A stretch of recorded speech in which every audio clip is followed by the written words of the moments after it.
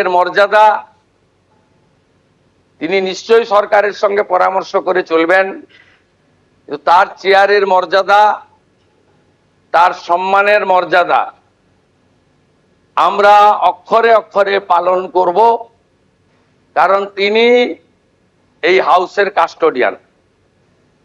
তাই আমি আশা করব পরবর্তী বিধানসভার যখন পূর্ণাঙ্গ বাজেট অধিবেশন হবে মহামহিম রাজ্যপালের বক্তৃতার মধ্য দিয়ে, তার আগে সর্বদলীয় মিটিং, বিএ কমিটি, বিভিন্ন হাউস কমিটি এবং standing committee formation, public accounts committee তৈরি করা, ফিনান্স কমিটিগুলির নির্বাচন, সব ক্ষেত্রেই এই বিধানসভায় ডাক্তার বিধানচন্দ্র রায় থেকে শুরু করে বিগত দিনে যারা দিকপাল স্বাধীনতা সংগ্রামীরা অজয় মুখোপাধ্যায় থেকে শুরু করে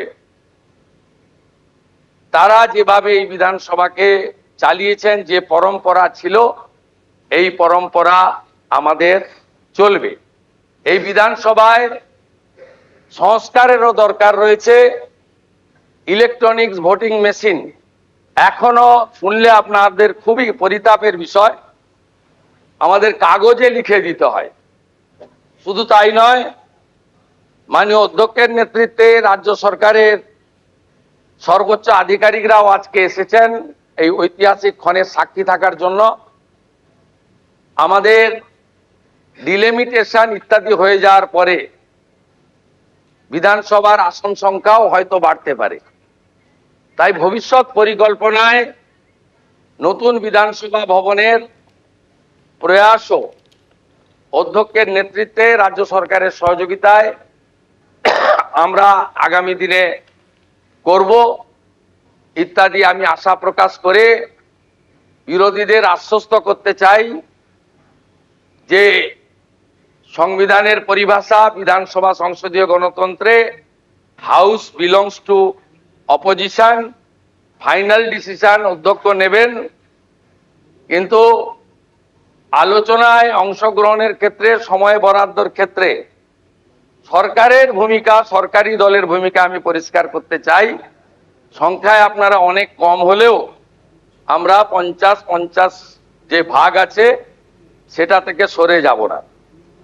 আমাদের সংখ্যা অনেক বেশি হলেও আপনাদের বেশি করে বলার সুযোগ যাতে অধ্যক্ষ দেন সরকার এবং সরকারি দলের, সেই ব্যবস্থা থাকবে।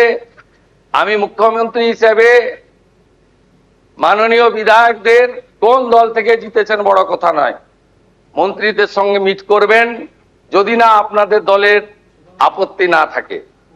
মন্ত্রীদেরও বলবো বিরোধী দলের বিধায়করা অ্যাপয়েন্টমেন্ট চাইলে দেবেন। এলাকায় মন্ত্রীরা গেলে যে দলেরই বিধায়ক হন তাকে খবর দেবেন। এবং মাননীয় বিধায়ক, আমরা আগে চিঠি দিলে উত্তর দিতেন